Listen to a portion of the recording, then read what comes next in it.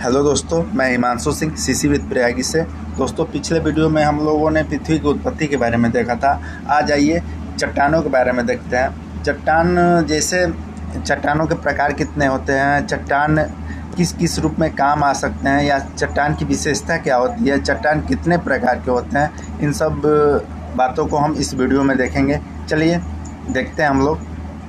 सबसे पहले देखते हैं चट्टान होते क्या हैं। पृथ्वी की प्रॉपर्टी क्रस्ट सैलो चट्टानों से बनी है। सैल का निर्माण एक या एक से अधिक खनिजों से मिलकर होता है। सैल कठोर या नरम तथा विभिन्न रंगों के हो सकते हैं। नेक्स्ट देखते हैं, निर्माण की प्रक्रिया के आधार पर चट्टानों को 3 समूहों में विभाजित किया जाता है। सबसे पहले देखते हैं हम लोग आग्नेय चट्टान, फिर अवसादी चट्टान, उसके बाद रूपांतरित या कायांतरित चट्टान। सबसे पहले हम लोग देखेंगे आग्नेय चट्टान। भूपटल पर ज्वालामुखी क्रिया के द्वारा निकला हुआ लावा के ठंडे होने से जो चट्टान बनती है उसको आग्नेय चट्टान कहते हैं। इसको प्राथमिक चट्टान भी कहते हैं। जब ज्वालामुखी क्रिया द्वारा मैग्मा बाहर निकलकर किनारी सतहों पर फैल जाता है तो जो चट्टान पहले बनती है उसी को आग्नेय चट्टान कहते हैं या प्राथमिक चट्टान कहते हैं। जब अब इसके अक्षय अपरदन से जो चट्टानें बनती है वो द्वितीयक प्रकार की चट्टानें होती हैं। इसकी विशेषता जो है वह यह है कि समानतः इसमें परतें नहीं पाई जाती हैं। इसमें जीवाश्म का अभाव होता है। जीवाश्म का अभाव इसलिए होता है, जब ज्वालामुखी क्रिया होती है तो यह पृथ्वी के नीचे से गर्म लावा मैग्मा बाहर आता है, जहाँ पर जीवों का विकास अभी नहीं हुआ रहता है। इसलिए यहाँ पर जीवाश्म का अभाव पाया जाता है। यह क्वेश्चन इंपॉर्टेंट होता है। इसमें यह पूछ लिया जाता है कि कौन से चट्टान में जीवाश्म नहीं पाए जाते, वह है आग्नेय चट्टान में। चलिए नेक्स्ट देखते हैं। यह रावेदार होती हैं तथा इनका अपक्षय भौतिक क्रिया द्वारा होता है। भौतिक क्रिया जैसे तापमान, वर्षा, दाब इत्यादि को भौतिक अपक्षय कहते हैं हम लोग। अधिकतर धात्विक खनिजे जैसे लोहा, मैंगनीज, जस्ता, सोना, चांदी इन्हीं चट्टानों में पाए जाते हैं। जैसे लोहा, मैंगनीज ये सब आग्नेय चट्टानों में पाए जाते हैं। चलिए नेक्स्ट देखते हैं हम लोग। इसको आग्नेय चट्टानें कहाँ मिलती हैं, इसको हम लोग मैप के माध्यम से देख लेते हैं। सबसे पहले देखते हैं कैलिफोर्निया प्लेटू, या उत्तरी अमेरिका दक्षिण अमेरिका के बीच में कैलिफोर्निया है।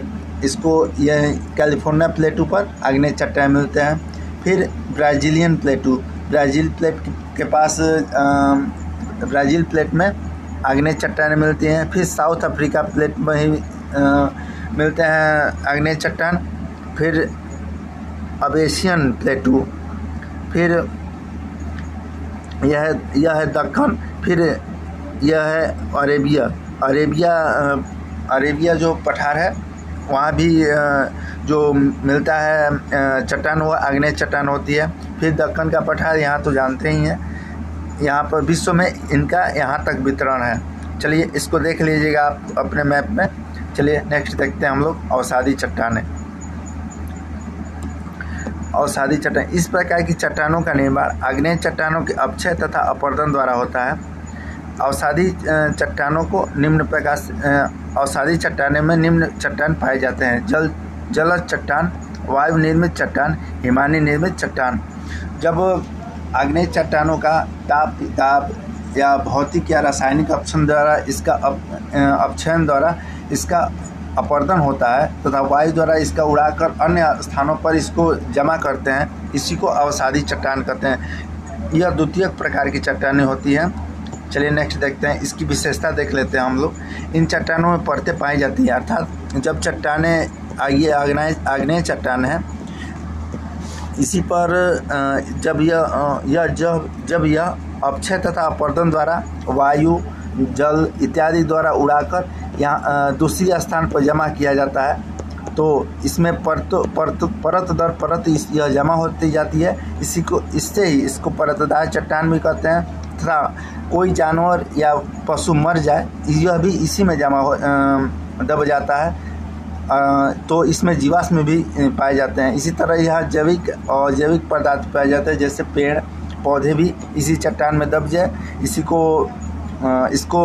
इसमें जैविक तथा अजैविक पदार्थ भी पाए जाते हैं। चलिए नेक्स्ट देखते हैं हम लोग अवसादी चट्टानें प्रायः सागरों, झीलों तथा तटीय भाग में परत दर परत निर्मित होती हैं।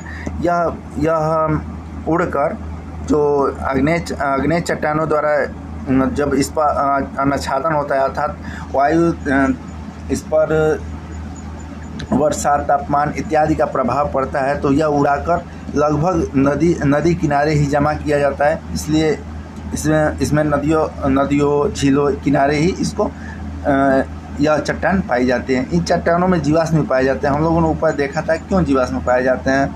यह आग्नेय चट्टान की अपेक्षा कम मजबूत होती है, क्योंकि इसके अक्षय तथा अपरदन द्वारा बनी है, तो इसलिए यह कम मजबूत होती है।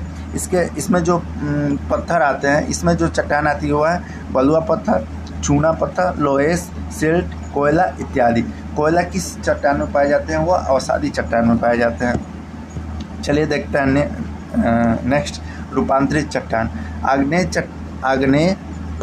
आग्नेय परतदार चट्टान या अवसादी चट्टान पर अधिक भार या तापमान बढ़ने के कारण इन चट्टानों का भी रूपांतरण हो जाता है। इसे ही रूपांतरित चट्टान या कायांतरिक चट्टान भी कहते हैं। कहीं कहीं यह कायांतरिक चट्टान भी लिखा हुआ मिल जाता है, तो इससे कंफ्यूज ना होइएगा।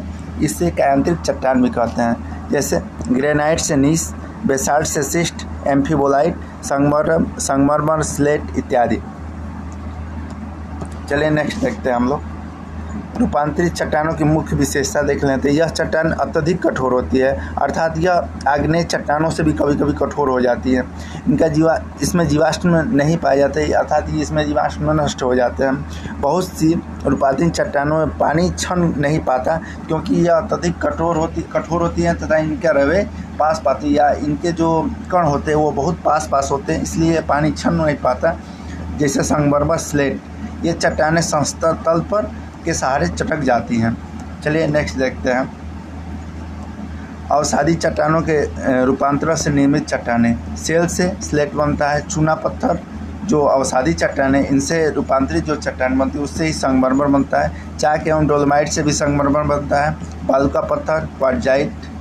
रूपांतरित चट्टान से हम लोग देख लेते हैं। रूपांतरित चट्टानों के पुनः रूपांतरण से बनी जो चट्टान होती है वह है स्लेट से फाइलाइट, फाइलाइट से फिर सिस्ट बनती है, गैब्रो से सर्पेंटाइन। दोस्तों हम लोगों ने चट्टानों के बारे में देख लिया है। तो आशा करता हूं कि वीडियो अच्छा लगा होगा। अगर वीडियो अच्छा लगा हो तो इसको लाइक करें तथा चैनल को सब्सक्राइब करें तथा अपने दोस्तों के पास शेयर करें। चलिए मिलते हैं कल नेक्स्ट वीडियो में कोई इम्पोर्टेंट टॉपिक के साथ। तब तक के लिए नमस्कार, धन्यवाद।